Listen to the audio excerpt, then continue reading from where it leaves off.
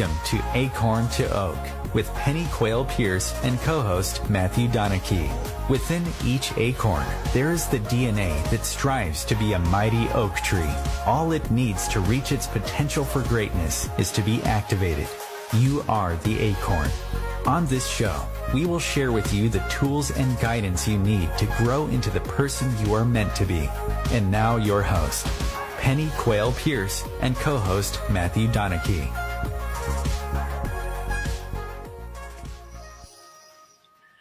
Hi, good evening. Hi, it's Penny. Hope you're doing well on this Thursday afternoon or evening, depending where you are in the world.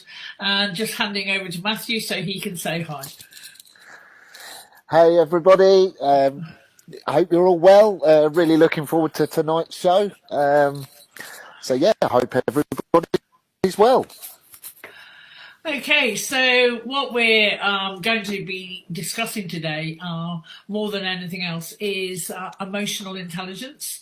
And obviously, you know, there's some big buzzwords around emotional intelligence, EQ, and various other bits and pieces. But an awful lot of it has some real good basic common sense in there.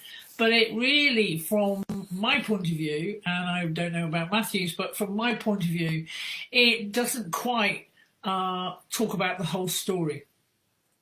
So it's very much a case of looking at it, and I hope that the discussion this evening is really going to help you look at. I've identified 12 qualities of an emotionally intelligent person. But, you know, again, as I said, some of it is very, very superficial, and some of it we would like to introduce or discuss some of the deeper topics which need to be covered when you're talking about emotional intelligence. So is there anything that you would like to add there, Matthew, right here, right now? No, I think obviously you've mentioned there's, I know very much within the American corporate world, there's a lot of work around emotional IQ at the moment. That seems to be a very big buzz.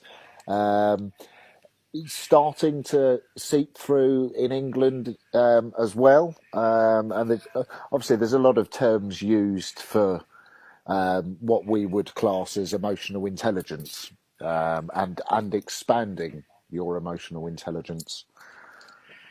I think very much it's you know, again, and we don't want to teach people, you know, people who know this stuff how to suck eggs, because it, you know, there's nothing more frustrating than having somebody where, you know. But hopefully during this radio show, we'll be able to bring some points that maybe you hadn't thought of before. And, you know, with our unique style and a little bit of tongue-in-cheek and fun as well. You know, one of the first things I think that comes into my mind when I'm talking about emotionally intelligent people is that, you know, they're the type of people who can actually empathize with other people. And it's really important. Obviously, empathy is a really important quality to have in your life. And I think, you know, very much from my nursing background, you know, we always used to have a saying of, there but the grace of God go I. In other words, trying to teach ourselves how to be empathetic, but also to have patience with people when they're in distress. Because obviously they were hitting my realm, especially because I worked in trauma and intensive care. You know, people do have very stressful times in their lives, and it's really important to, you know, put yourself in somebody else's position so that you gain empathy and you gain patience to help them deal with whatever stresses are going on in their lives. But also one of the other aspects of this is having empathy for self. You know, we are our own worst critics. We can be the harshest critics of ourselves. You know, nobody else would have the negative thought forms that we have about ourselves. In other words, that we're not good enough, or we don't have enough patience. And actually, where am I going to get that patience from to deal with what we perceive as this idiot who's wasting my time? Or, you know, it's amazing how judgments can come up when we're dealing with people who take us out of our own comfort zones. So, you know, very much is about having that empathy for yourself, and also empathy that, you know, it is human nature to judge and look at things when they come into our senses, you know, our five senses. You know, five senses are there to collect data in order for our conscious mind to try and interpret what is going on in the outside world. And we don't see everything, we don't smell everything, we don't taste everything, we don't feel everything. So sometimes our senses can give us false data. And that's when we need the empathy towards ourselves. You know, sometimes we don't get things right, and that's okay. It's what we do with the judgment. As long as we're looking at it and learning from it, it's a very positive thing. But it's when we deny it or we resist it, you know, as we were talking last week with Adam, you know, one of his great love sayings that he loves is what you what you resist persists. So if we're resisting our own self, then we're going to continue doing unhelpful behaviour. So, you know, for me, empathy is a real big thing. But to be empathetic, you need to be slightly self-aware.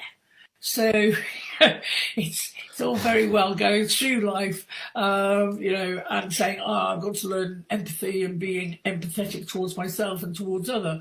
But unless we're actually aware of what is going on, and we've moved from the just being in survival mode, where we're actually beginning to learn about self, you know, where we start, where our own stuff starts and finishes. So we know what is other people's. We can get dragged all over the place by thinking that, you know, I'm feeling really angry because this person at work emotionally vomited on my feet first thing in the morning, and we were actually wandering around the office or the workplace going, my feet feel sticky, and not understanding that actually that was the other person who we first met in the morning who was really angry and vomited on our feet rather than dealing with their own anger. So self-awareness obviously is a key thing, so that we can actually understand where our stuff starts and our stuff finishes, and we can let the rest of the stuff going on in the outside world just let it be. So again, Matthew, I'm drawing you in on this, one, so that you can talk, but also two, so I can have a drink. Of juice. Very much. I totally agree with what you've said. When I learnt about what empathy actually means, I found on a very personal level, it really helped me to sieve through some of the stuff I was telling myself. I was more a sympathetic person rather than an empathetic person. And I'm much more for empathy. With sympathy, I think it's really easy to buy into other people's situations and to almost jump in and try and rescue somebody when they make a statement or they talk about how they're feeling. You go into sympathy and you almost feel as though you need to jump in and rescue them and try and help them, and that sort of thing. Whereas empathy is obviously you're understanding how they're feeling and you're understanding the situation you're in, but you're not trying to jump in there and save them. You're not trying to advise them based on the sympathy that you're feeling for them. So very much with empathy, it's allowing them or giving them the power to make a decision and change their lives, rather than try and jump in with ideas and solutions that we think will help them move forwards. And within that can be ego, that we think we know what somebody else needs, when actually if you allow them the time and the space to sort of take a breath and not necessarily analyze what's going on, you're giving them the power back to change their life. I think within sympathy, it almost gives you an excuse for bad behaviour and what happens to you in your daily life. So someone may turn around and say, oh, well, yeah,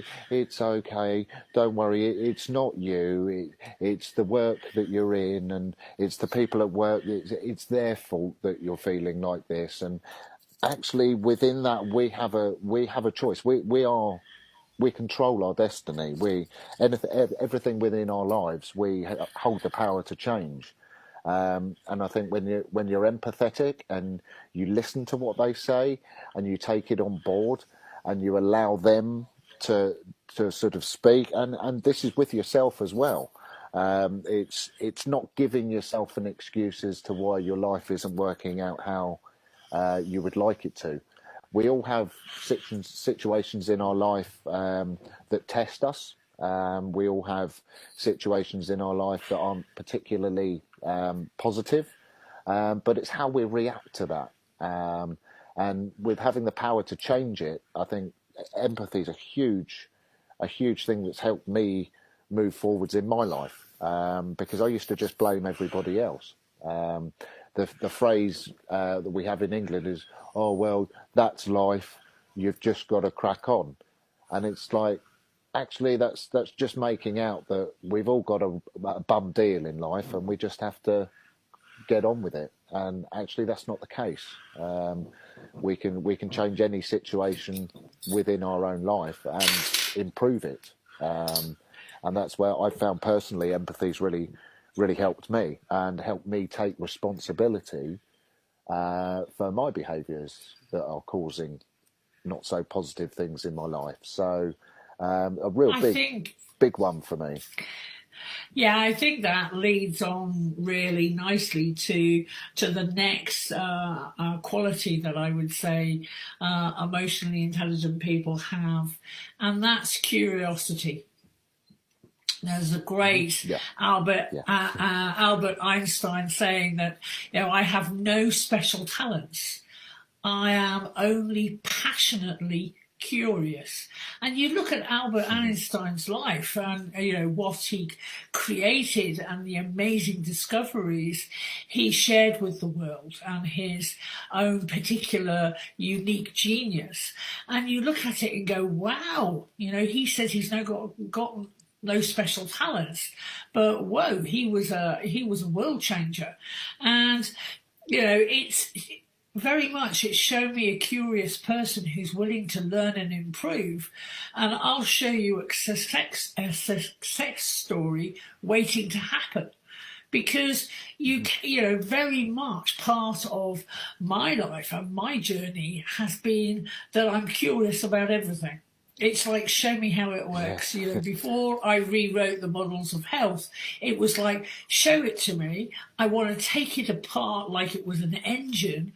I want to put it back together again because, my brain is the brain of a dyslexic person. So I wanted to pull it apart, smell it, taste it, look at it, play with it as if it was a jigsaw puzzle and put it back together so that if I could understand it, then I could explain it to other people.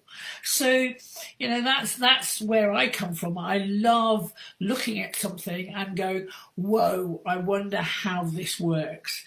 And, again, going on to the next quality, which is very much the analytic mind. Being the most emotionally intelligent people are resolute people who are deep thinkers. They analyze things. They process all the new information that comes their way. And in other words, in our private lives or our away from emotional intelligence just for a second, it's the people who just want to look at it. Savvy EQ individuals are problem solvers. So, they look at the whys of existence and what do we do here? And, looking at, okay, so if I want to live a virtuous life, how would that look?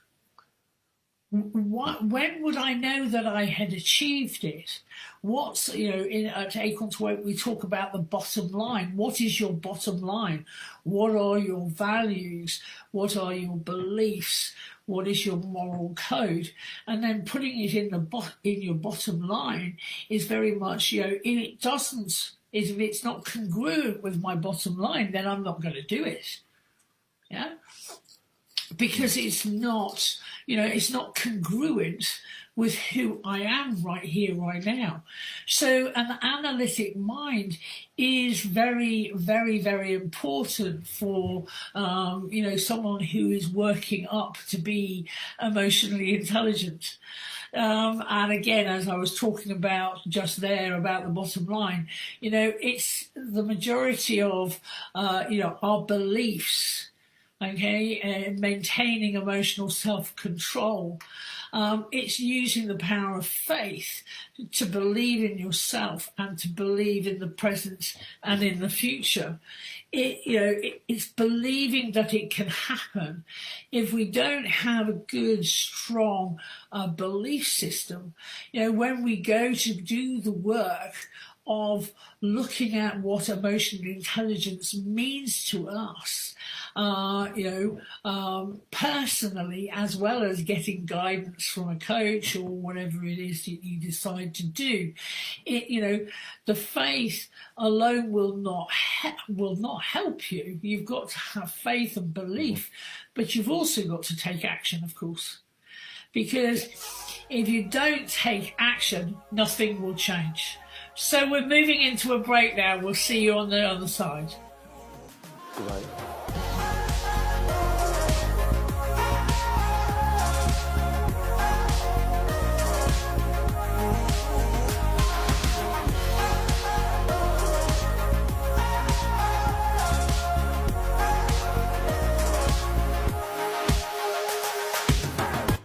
Your conscious connection to a more mindful world. Om Times Radio. IOM FM.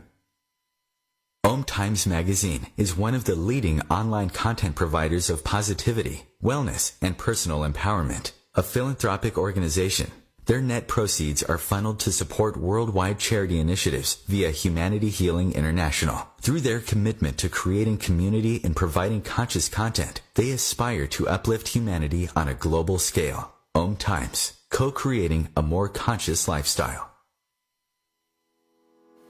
I'm Kathy Williams, host of Sexy Mom Abundant Life radio show on Thursdays at 5 p.m. Eastern, 2 p.m. Pacific. On the show, we explore living abundantly in every area of your life. Ways to let go of limiting patterns and beliefs and to step into the flow of creativity and possibility, knowing you are supported by the universe. We are talking about your life. Ever wonder, is this as good as it gets? No, it could be so much better. At Acorn to Oak, we know you are seeking more happiness, joy, unconditional love, financial freedom, passion, and purpose. Find your unique mojo and live an extraordinary life. Want to know more? Contact us at our website, acorntooak.org.uk. 1 in 3 adults has prediabetes. 1 in 3. That means it could be you, your football buddy, your football buddy, or you, your best man. your worst man, you, your dog walker, your cat jogger. While 1 in 3 adults has prediabetes, with early diagnosis, prediabetes can be reversed. Take the risk test at doihaveprediabetes.org. Brought to you by the Ad Council and its prediabetes awareness partners.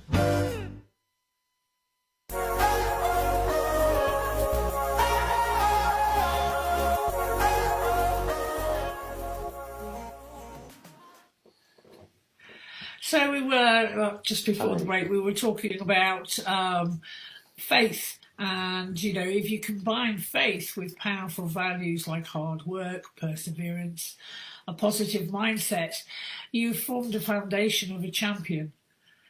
Every great leader and thinker uses faith, either in a practical context or emotional, and certainly in the spiritual context. You know, meditation obviously is going to help you ground that belief system into your bottom line. And, you know, trust and belief will bring the pieces of your life together in a way which will help you live boldly and joyfully. So, again, handing over to Matthew to get his thoughts on this. Yeah, I think just before the break, something you said brought up something for me, and that's my favourite quote again from Albert Einstein, and that is, insanity is doing the same thing and expecting a different result.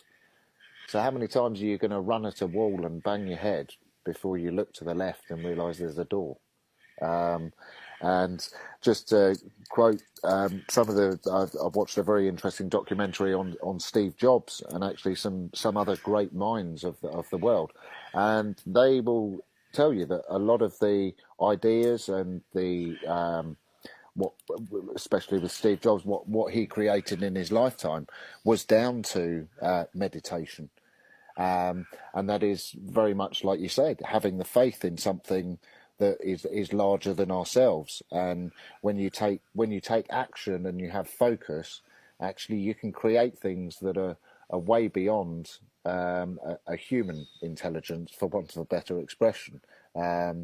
Many sort of inspirational speakers and that will say that when they get up on stage, they don't actually know what they're going to talk about, but they give it up, and what comes through comes through. So yeah, again, meditation has been great for me in my life, and I think having that faith. And also, it's very much like you said, you do have to put in the effort. It's the perseverance and the positive attitude that do give you a foundation, and you can bring so much more love and joy into your life through expression and growing yourself. And I think it's that trust and that belief in something, but also not leaving it up to anybody else. So you're putting in the effort, you're putting in the time, and it doesn't mean you need to work yourself to the bone. In sometimes it can actually come real easy. And when you have a belief and a focus, you can find that things actually really flow, and that just builds the faith within self. So that's certainly what it brought up for me. Very much going on to one of the other ones, needs and wants. In meditation, we can let go of personal wants, and connect with what we truly need, and what others need, and gives you a very much a greater understanding of self and others. Yeah, that's too true. I really do agree with that, and it's, you know, again, at Acorn to Woke, we try and get away from using the word wants, because if you want something, you're just going to keep on wanting it. You'll never actually gain it, because you know, the universe will hear the word want, and they'll say you can want as much as you like. It's you know, it's lessening those, you know, ego-driven words to something that is actually, it's my preference to have. so and so, or very much or so. even up to a desire. I would desire to have this experience in my life, you know. And it's going to the things that are nice to have, rather than I want this. My life is never going to be what I want it to be unless I have the big car, the big house, the whatevers. Whereas in actually, for fact, when you go back to Maslow's hierarchy of needs, being somebody who's worked in education quite a long time in my life, it's going back to those basic needs. What are the basic needs? What are your authentic needs? And then building from there, and realizing the authentic needs at the beginning is housing and food and warmth and all of those types of things. But, in many indigenous people, again, in the West, we expect, or our wants and our needs are much bigger than living in an indigenous tribe. So basically, we just need food, water, warmth, and rest. It's nice to have security and safety. It's nice to have intimate relationships and friends. And actually, in indigenous tribes, they have an abundance of that. And then, obviously, prestige and a feeling of an accomplishment is nice. And then obviously self-actualization, achieving one's full potential, is where we would all like to be. But, it's really important for us to realize that in the West, we take these for granted. In many other countries and cultures, Absolutely. they don't have, they're very much down on the bottom two levels, the psychological needs and the safety needs. And we forget how lucky we are and how amazing, to live in the West and to live in countries that help and support us get those needs met. So, one that you may suddenly realise for both Matthew and I, we have this equality in abundance, and that's passion. It's being passionate. Yes. It's being, inspired leadership, love of what you do. You've been born to do it. And I was giving a talk on Sunday to at a place in the UK called Highcliffe Castle, which was an amazing castle, and in this really vaulted room, giving a talk to people about why is this happening to me again. And I was just basically standing there, and at one stage to them, was talking about soul and where your soul sings. And I was saying, what do you think is happening right now? Right here, right now? And a couple of people just shouted out, "Your soul is singing." And I went, "Yes, you're right. I'm here. I'm doing I'm doing what makes my soul sing. I'm here talking to you about levels of consciousness and two states of being." And again, emotionally intelligent people, basically they use their passion and purpose to ignite the engine that drives them to do what they do. Their passion is infectious and contagious, and it permeates all areas of their life, and it rubs off on the people who are around them. Just even walking down the road, I get into some conversations, or doing the shopping, going to the supermarket or whatever it is. People know and are drawn to you, and they want to talk to you, or they want to connect in some way because they know that you are emotionally intelligent, or they get it on an energetic level, and it's just they're absolutely drawn to it, because people love to be around people who are living their soul purpose. So again, moving through, it's for me, it's very much all in a web weave. It's like a tapestry, which is woven with amazing colours. Another value is optimism, being optimistic. Wanting to increase your opportunities, improve your relationships, think clearly and constructively. You maintain the best position, i.e. you're using positive thoughts. Doesn't mean that you totally ignore the negative ones. They need to be clocked, but then transmuted into something of higher vibration. So it's a way of,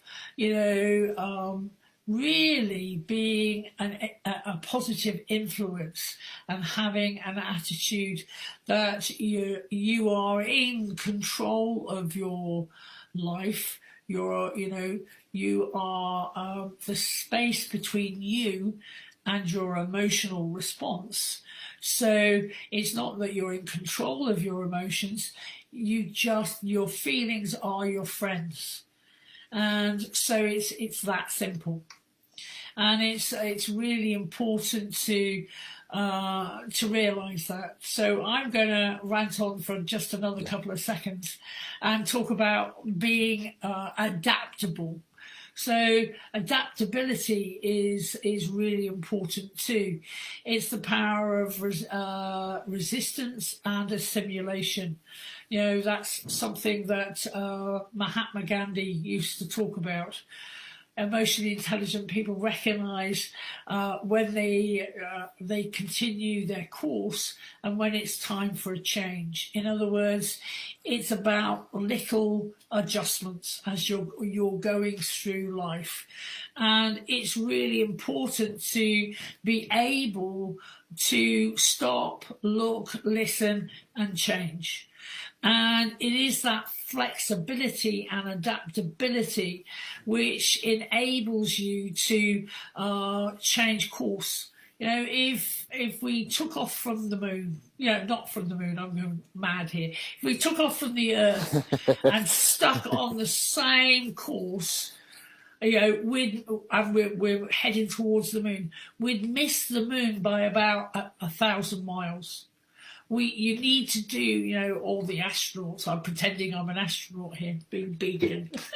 But, you need to course adjust all the way, to the moon. Course adjust. So, it's not, the one thing that stops us doing that is fear that we may make a wrong turn, or the adjustment won't be in our favour.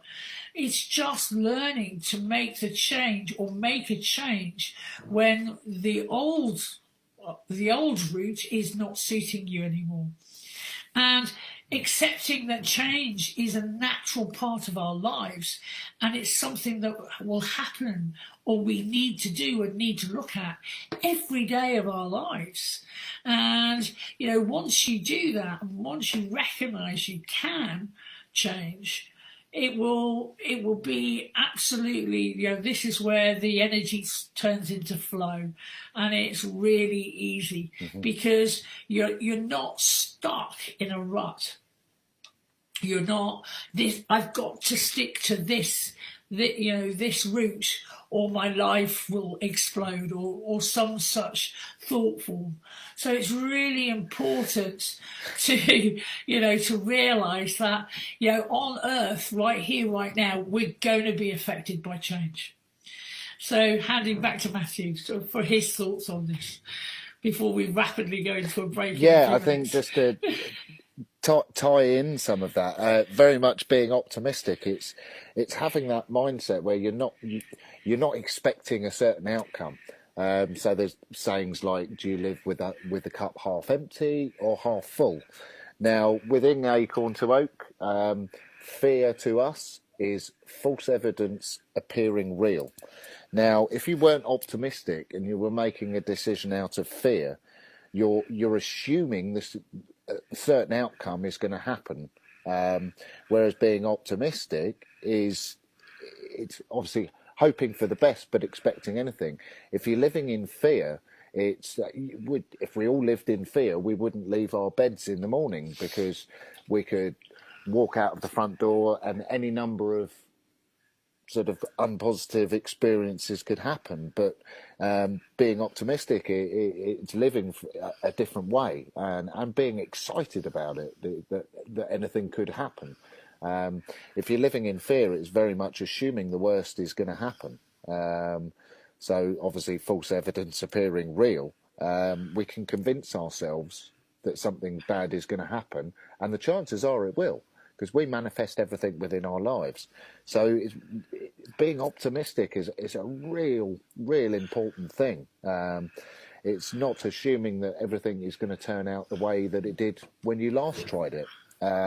Very much tying in with the adaptability, with the course adjustments. We can always make an adjustment. So if you had an experience, whether it be personal or within business, that didn't have the exact outcome that you wanted or you prefer in the first place, you can adjust. Everything can always be adjusted or slightly adapted. So we almost need to see life as a game. And adapt to that mindset, because we're here to have fun. We're here to experience any number of amazing things. We're not here to do what we were taught at school. Very much in England, it was, well, you study hard and you get good grades, and then you'll get the job that you want, and by 23 you're married and you've got 2.4 children, and then you live happily ever after.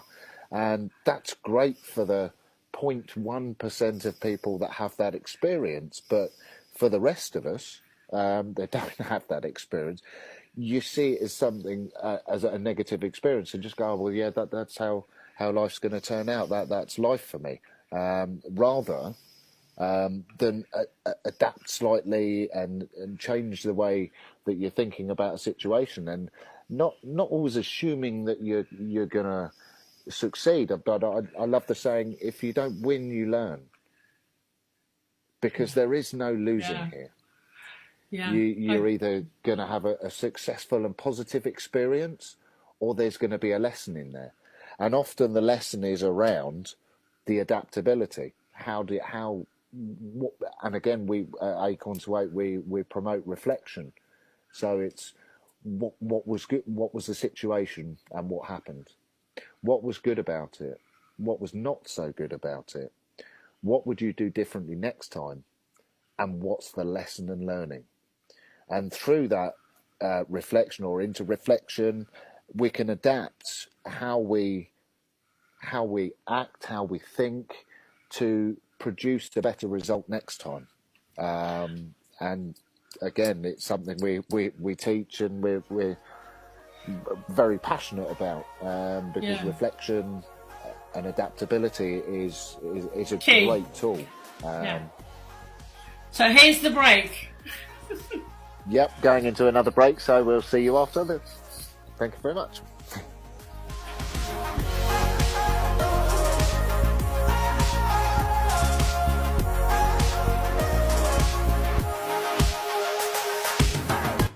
A conscious lifestyle for a mindful life.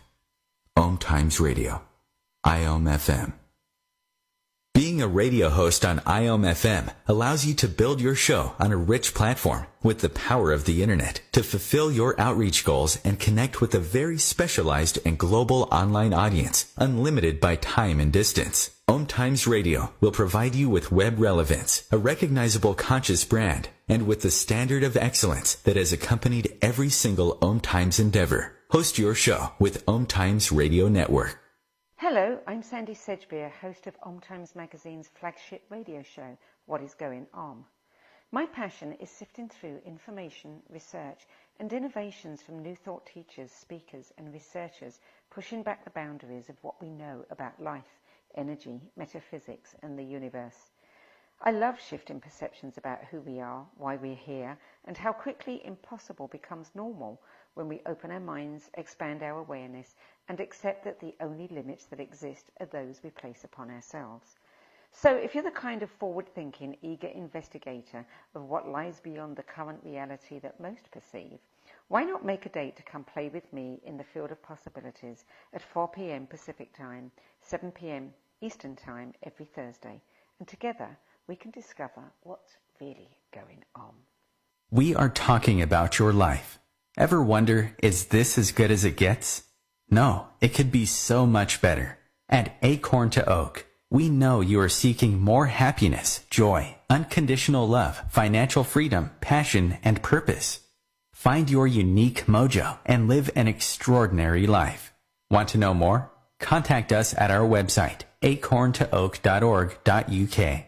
Long ago, you wouldn't think of galloping on a horse while doing calligraphy, and you wouldn't have attempted to ride your bike while typing a letter. Yet you think you can safely operate a multi-ton vehicle while texting? Behind the wheel is no place to multitask. If you want to BRB, drive now and text later. Lives depend on it. Visit StopTextStopWrecks.org, a message brought to you by the National Highway Traffic Safety Administration, Project Yellow Light, Noise, and the Ad Council.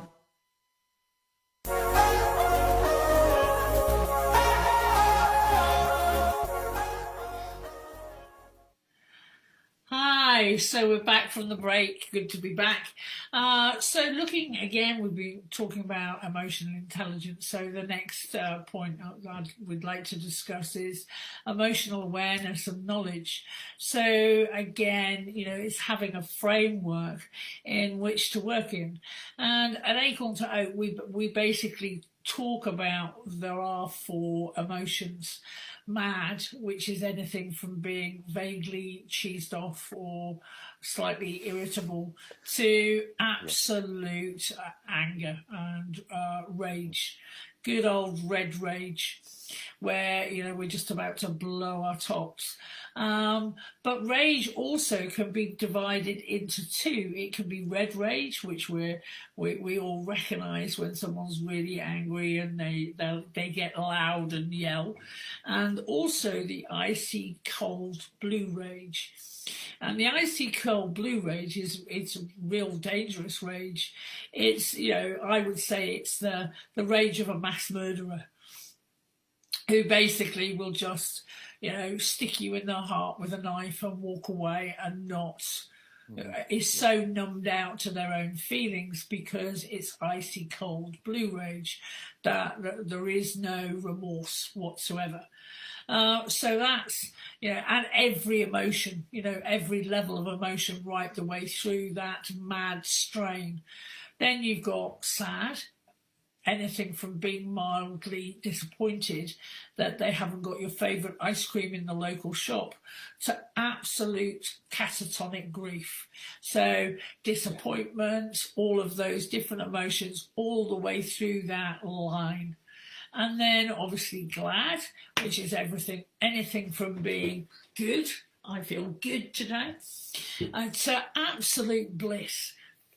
Cooking on gas, singing, dancing, being in bliss, totally connected, I would say, totally connected to your authentic self. And scared, anything from being mildly anxious to absolute terror. And, it goes obviously from the lesser emotion right the way through to the most intense emotion along those 4 strains.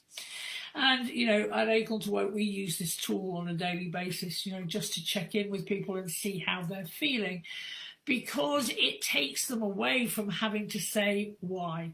We just say, how are you doing? Mad, sad, glad, scared. Where are you at?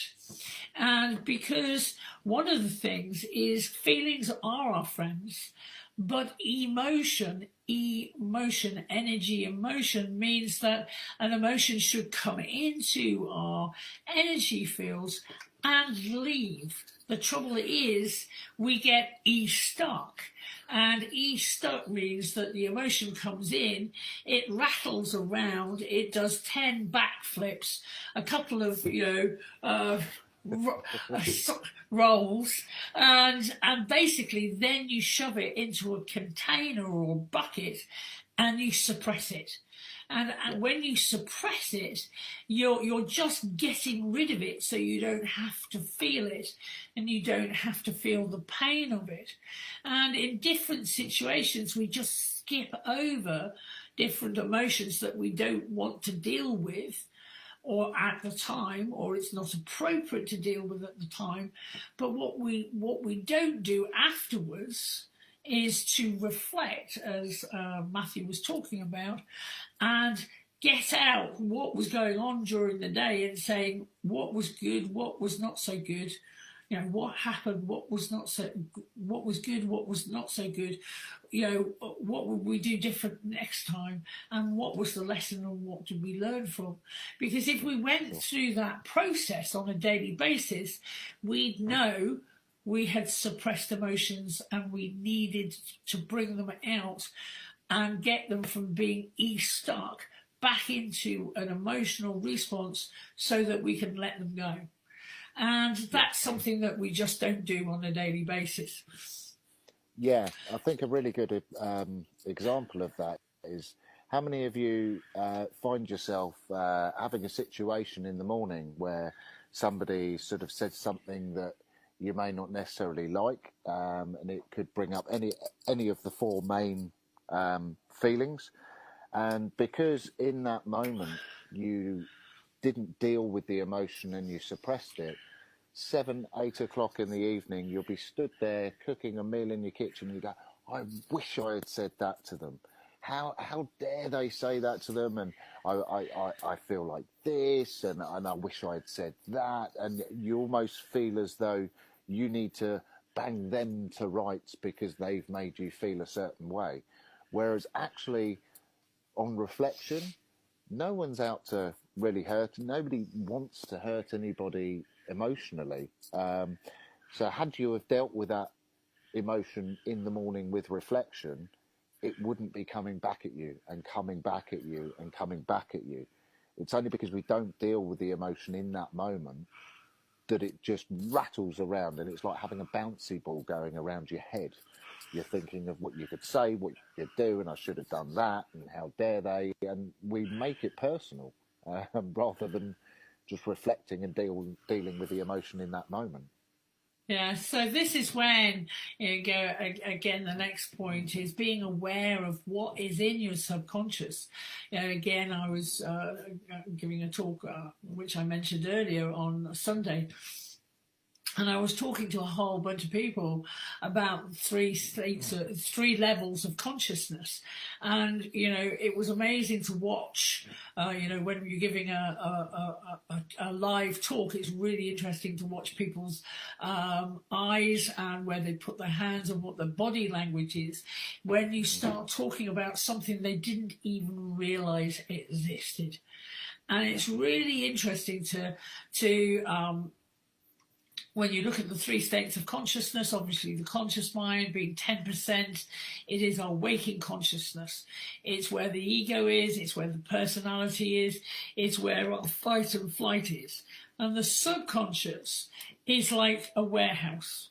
And that warehouse is divided pretty much into 2 main bits, which is skills. And I've talked about this before, skills where we park all the skills like driving a car and our job-related stuff and how we pay our taxes and all that type of stuff in the subconscious. So we bring that knowledge and those skills out when we need them. And the other 20%, again, can literally be divided into 2. So you've got 10% of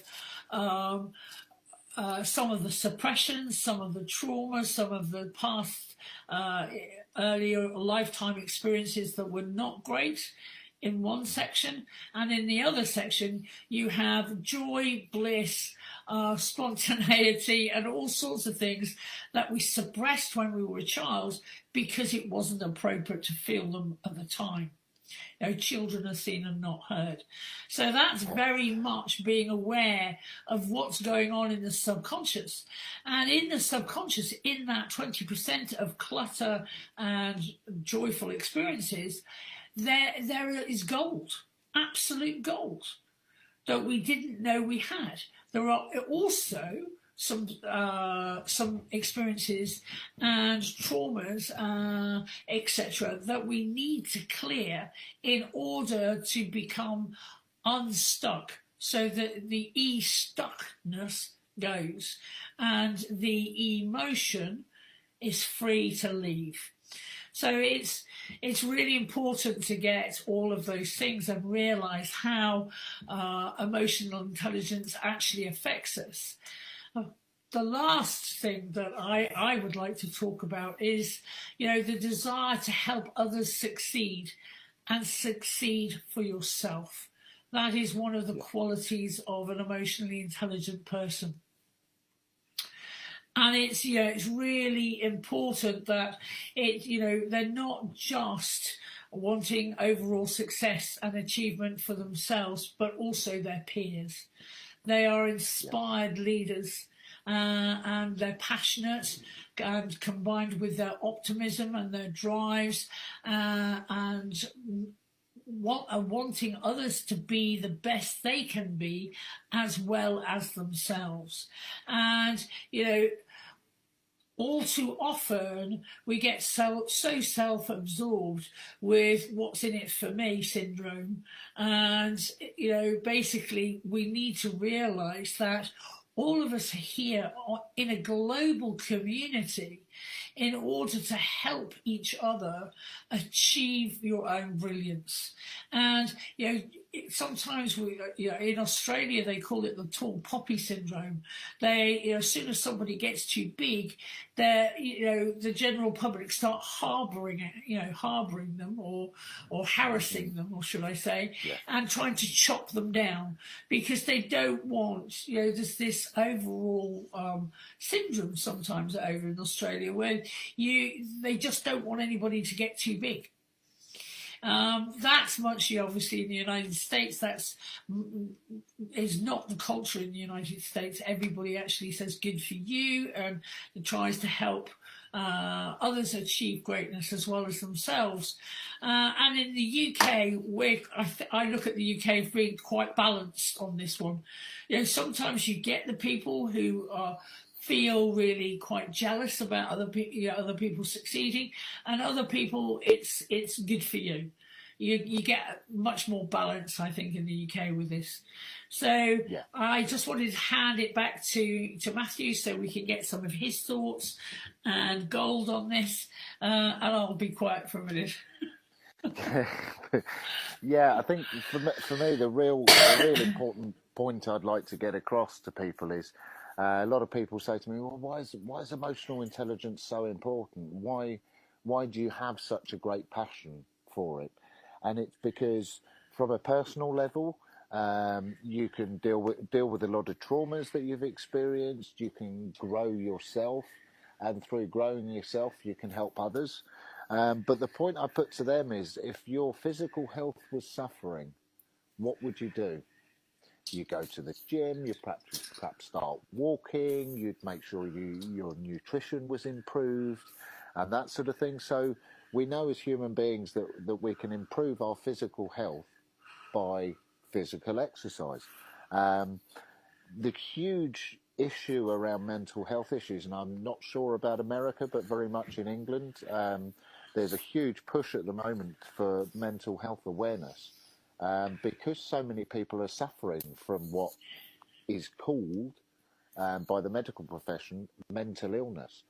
From my point of view, I prefer the term emotional imbalance, because unless you're aware of your emotional state and they cannot suppress any more anger, because they've suppressed so much anger within their life. So it basically spills out in a huge emotional vomit. Now you ask two guys that have just had a tear up in the street and say, well, what actually happened? And they say, well, he said something that I didn't like, and then so I said this, and they end up in a full-on fight. And you ask them afterwards, well, was the fight relevant to the situation? And they said, well, no, but I just saw red. And it's where they try and suppress the anger, and it just bounces straight back up and comes out. So for me, the emotional intelligence work is so important to get the message out there that actually, if you're not happy in your life, if things aren't running the way that you would like, there is a gym for emotional intelligence, and that gym is Acorn to Oak. We have many practitioners and lots of people that have been through a huge amount of different situations that can help you understand your own emotional intelligence and become emotionally healthy, just the same as you can with the gym. And it's something that we've ignored for years and years and years. A lot of people say, oh, well, if you want to feel good, then you just go to the gym and you get physically fit and that gives you the rush. But it's just as important as physical. Yeah, so coming to a close now. Thank you so much for listening. I hope you got something really from it, and by all means, get in contact with us at Acorn to Oak if you have any questions. Take care and have a great week. Thank you very much.